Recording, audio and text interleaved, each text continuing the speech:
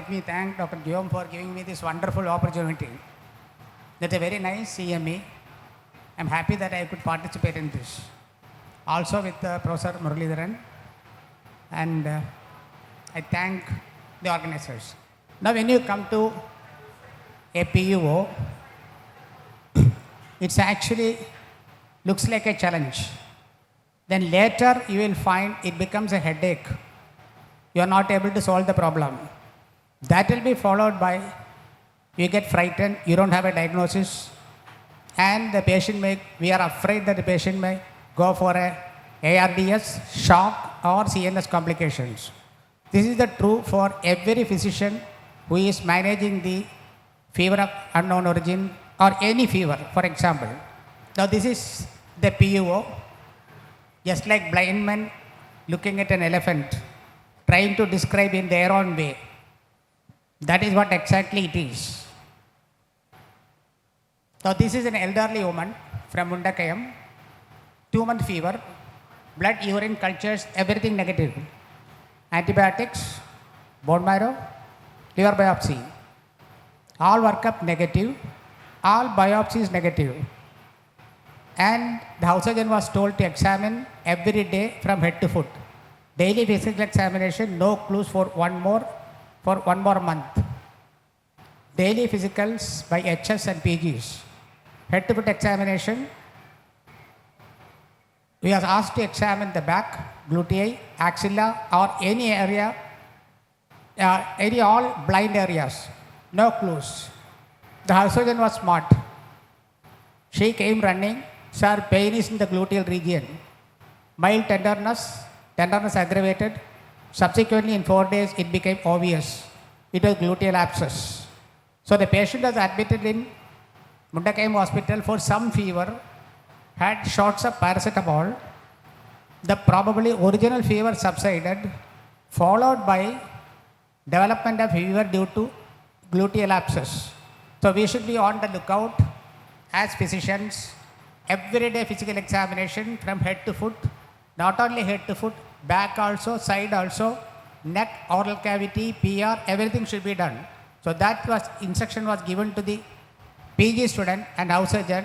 Therefore, we could detect it. For 1 month in the hospital, she never had any clue to the diagnosis. Only later, at the end of 1 month, after finishing all investigations, we had the diagnosis. Actually, told the house surgeon, by matter of intuition, examine this patient gluteal area every day. I don't know why I did like that, and ultimately it came as true. Any comment? Very unusual case, because these are some of the areas which we don't think to examine, which we don't even suspect. So that was a very enlightening point. I specifically tell, I used to miss or forget to examine the areas which sir has told, especially the gluteal area, when I get a case of PUO. So most of the cases we might get some other diagnosis for the PUO, but there will be instances like this where the etiology is lying at some site which we have not examined. 30-year-old bank officer, lady admitted with fever 3 weeks. Blood examination, all fever-oriented tests were normal. X-ray test, USG, antibiotics pumped in. Fever did not abate. Running spikes. Antibiotics changed. Culture repeated. USG, X-ray test, CT thorax, CT abdomen. Sepsis. Patient went into sepsis. Patient complained of pain in the perineal area. Till then, she did not tell. History retaken. Patient has been having it for the last 1 week, even prior to the admission. Being shy, she was silent. PR done, a bulge into the rectum, and tender. Ischiotic lapses, drain, patient improved. Similar story. So examination is very important. The patient came, a young boy, PUO for the last 3 months. All investigations were done routinely. Blood, urine imaging, bone marrow, liver biopsy, all were non-contributory. No clues, fever continuing. Smart house surgeon, detailed history, revisiting history, CSOM in childhood, no active discharge. He suggested CSOM as a cause of PUO, house surgeon. Consultant ignored and brushed aside the possibility. ENT consultation was done. X-ray skull, left mastoid was destroyed. They suggested mastoidectomy.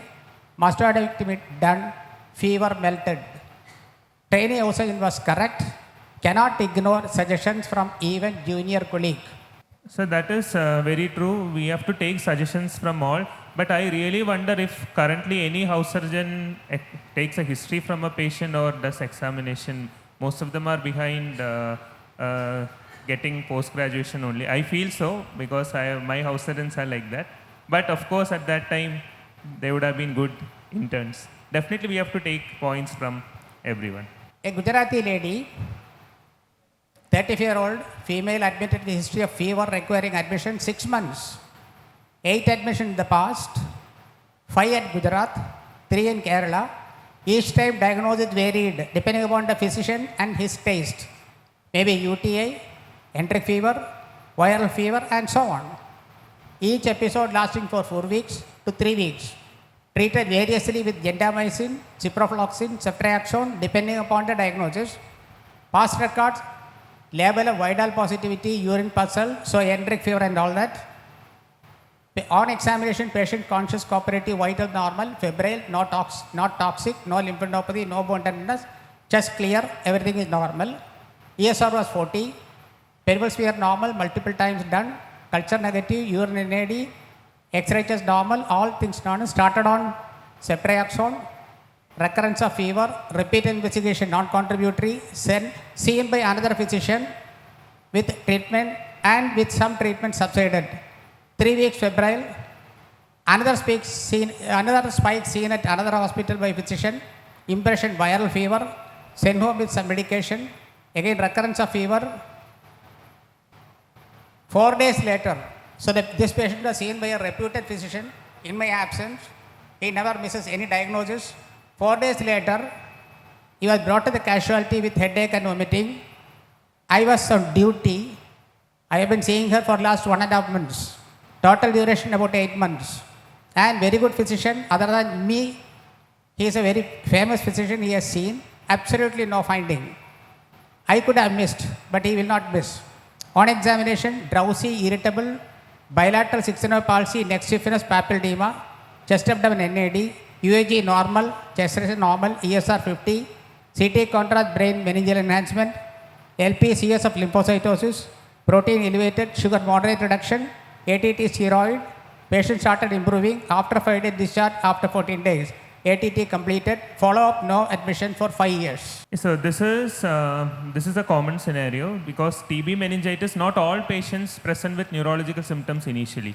Many patients, they present with like non-specific symptoms like PUO, with some fatigue, malaise, and they will undergo several investigations, everything non-contributory. They might be treated as as Sir told, UTI, typhoid.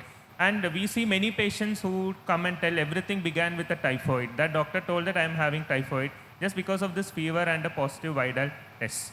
But here we have to take history repeatedly. We have to wait for new symptoms to arise, which will help to proceed with our investigation. So that was a very good case, sir. Could I have made a diagnosis earlier?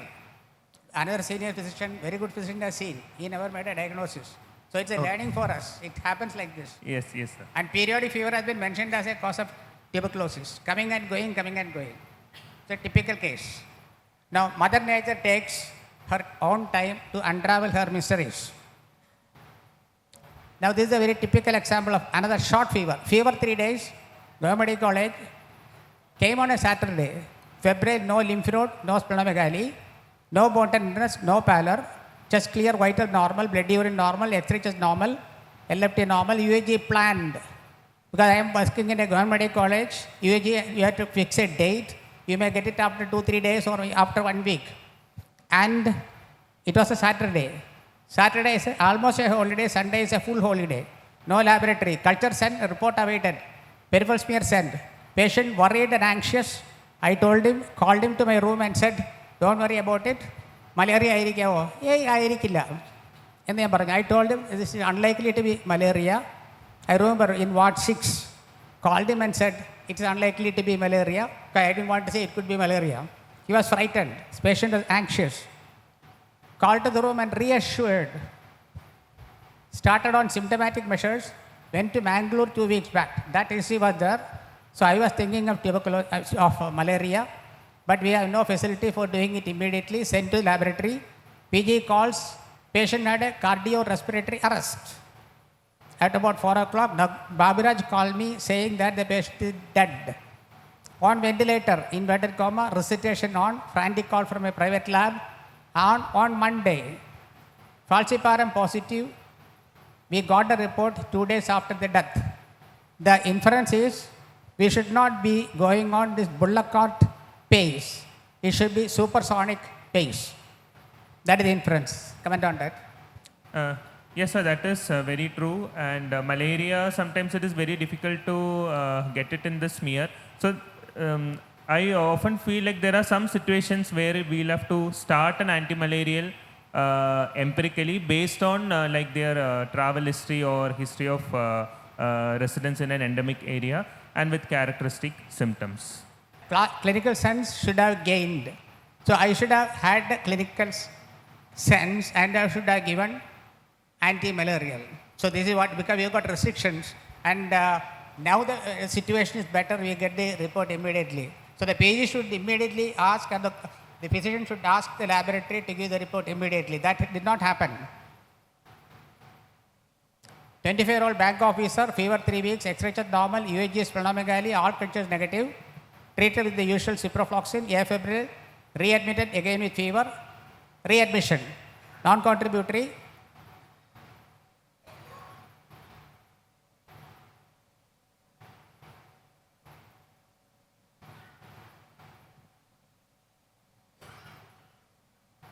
Non-contributory, ceftriaxone given, improved. 2 weeks later, again fever. Bone marrow culture, Salmonella typhi, chloramphenicol added based on the lab report. Full course, improved, no more fever. Any comment? Sir, it is not a common one question. So I think your generation would have used chloramphenicol a lot for enteric fever. I haven't used chloramphenicol any time in my life. And basically, I'm also afraid of that drug. Yeah, agreed. So, sir, you have anything? So, I am talking about not current date, I am talking about, I retired in 2003. This happened about 2001 or so. At that time, it was available.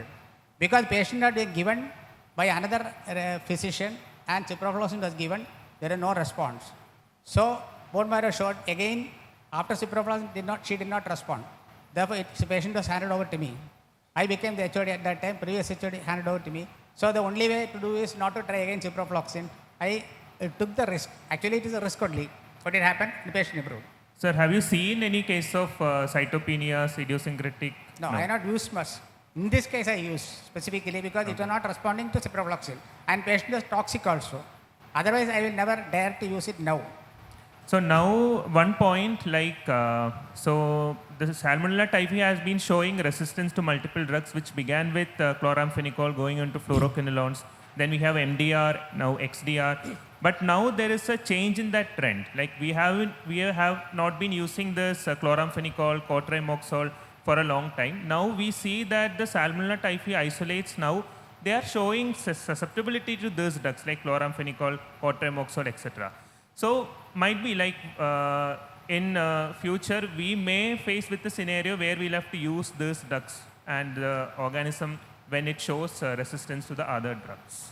25-year-old computer specialist, thin build, tall and slender, fever 2 months, walked to consultation room with father, was worked up in some hospital, peripheral hospital. He sat down, started talking and giving history. He was quite sick, wanted to lie down, helped to put him on the examination couch, but he could not lie down. We helped him out. Clinical evaluation yet to be started. I have not examined the patient. Patient came with a fever of about 1 month and so on. Asked him to sit down. He sat down, started talking. He said, I am very sick. Then we helped him, father and myself helped him to lie on the couch. Clinical evaluation not done. In seconds, right upper limb and lower limb became flaccid and motionless. Grade 0 power, no speech, became totally mute. Facial deviation to the left, aphasia, right hemiplegia. Clinical examination showed in short, fever, right hemiplegia, typical bolt from the blue. Diagnosis embolism. So thin build, slender, morphonoid habitus, fever and embolism. Auscultate the heart, no definite murmur. S1 was slightly loud and due to tachycardia or fever. And I asked him to sit up with the help of the father. He sat up and that brought out the possibility. Short, faint systolic murmur on sitting up with support. Clinical diagnosis was MVP endocarditis. No, so when you mentioned about that tall stature in the beginning, so I was thinking in that line. But this was a good case. We used to see such cases, but of course we would miss the initial clinical findings. We won't look for it. The stature and all, I don't think like most of the clinicians now, they look into those aspects. And also MVP murmur is also something which is difficult to get. That's what I have felt. So that was also a good case. Madhavi, 15-year-old female, diabetic, worked up at 3 private hospitals. Now brought to the high-tech hospital where I was working. All investigation normal, non-contributory, X-rays, UAG, culture, all normal. In the tertiary care hospital, all repeated, nowhere. CT, thorax and abdomen, normal bone marrow. Bone marrow, normal. Daily clinical examination, non-contributory. 10th day of admission, that is 2 months after the onset of fever, she developed mild faciobrachial weakness. No neck stiffness. LP was done. CSF, protein 200 milligram, sugar 25, cells, lymphocytes predominantly, tuberculosis, diagnosis tuberculosis, evolution 2 months. Any comment? So that was a tuberculous meningitis with a vasculitis, which would explain yes, the it must be. It must be. faciobrachial Initially we weakness. didn't, no neck stiffness, nothing was there. After a few days, he developed this symptom and we headache and we developed weakness and then we did the LP. That only brought the diagnosis. Male, persistent with headache and fever. Mr. Devan, admitted to a high-tech hospital at Cosmopolitan City of fever of 3-week duration. Clinical examination, general examination, nil contributory, all systems NAD. Total count 12,000, volume of 65, L35, hemoglobin 8 grams, ESR 120, RFT 33 1.2, LFT, TFT normal, peripheral smear normal. So anemia and ESR high. Testicle normal, X-rays within normal limits, UAG normal, blood culture repeatedly negative, brucella gluten negative, CT thorax abdomen within normal, MRI brain normal, anti-ANA negative, echo done twice normal, started empirically on piperacillin tazobactam, doxycycline, fever and headache continued, PET scan done non-contributory. Fever continued nearly 1 month, fever unabated. Many investigations, many investigations, all of them drawn blank. Patient got discharged. Elevated LFT, in the LFT it showed elevated alkaline phosphatase, choriogranuloma, discharged at request from the hospital, consulted pulmonologist, empirical antitubercular treatment was suggested, but they didn't start taking it. Consulted another physician. Physician reverted to the 3rd year MBBS student level. Detailed history taken threadbare. Persistent headache, no vomiting, no CNS symptoms. Looked sick. He could walk to the consultation room only with support. Symptom review, non-contributory. Re-examined thoroughly, no neck stiffness, no physicals. History reviewed, no dysuria, no hemoptysis. No dysuria, no hemoptysis, no diarrhea. Anything else you have failed to mention? I asked the patient. Patient was asked, what about your eating?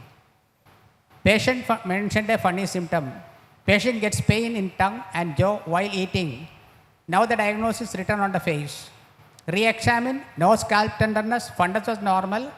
So PUO, 65 years, headache, weight loss, all imaging including MRI, PET scan normal, elevated alkaline phosphatase, planned biopsy. So now the diagnosis temporal arteritis. Planned biopsy, he was on DAPT, and because he did not give consent, the cardiologist refused to give consent to stop he had a myocardial infarction. So empirically I started on this one, and the patient came back after 1 week. Patient was helped. In the first visit, he has to be helped. He could not walk properly. After 1 week, 1 week or 10 days, he came back. Then I asked him, where is the patient? He said, I am the patient. So the improvement was dramatic after steroid. So diagnosis was temporal arteritis, but not proven. Comments? Okay, so here one point which I noted, like headache with fever, mostly we will consider it as like a symptom accompanying fever without giving much significance to that. And if the headache is so severe, we look for meningeal signs and then we'll stop with it and go for imaging. But here, although scalp tenderness was not there, it should be a practice in patients aged above 50 years where GCA is common, to look for scalp tenderness also if they are presenting with symptoms like fever, malaise, weight loss along with headache. And from an infectious disease point of view, in such a scenario like prolonged fever with elevated alkaline phosphatase, I would also consider histoplasmosis if the patient is coming from an endemic area or have traveled to an endemic area and stayed there for some time. So all these were very enlightening, wonderful cases. But related to this, Yes, sir. now this I saw 1 year back. Now 4 months back I saw a patient, 76-year-old lady, running fever for more than 2 months, worked in a high-tech hospital, everything done, at a PET scan was not done. So brought to me, clinical examination from head to foot, this was little prominent, pulse was present, and 1 week later, asked to come with some report, and at that time it became tender, it was not initially, then the pulse disappeared, and the patient was subjected to temporal artery biopsy. That proved temporal arteritis. So Muralidharan sir and Sharma sir, they have discussed very good enlightening cases. So I thank both of you for this, and it should be like we all should take these points in mind so that this will help in our future diagnosis as well as evaluation, especially the need for a good history and clinical examination. So thank you sir. Thank you, sir.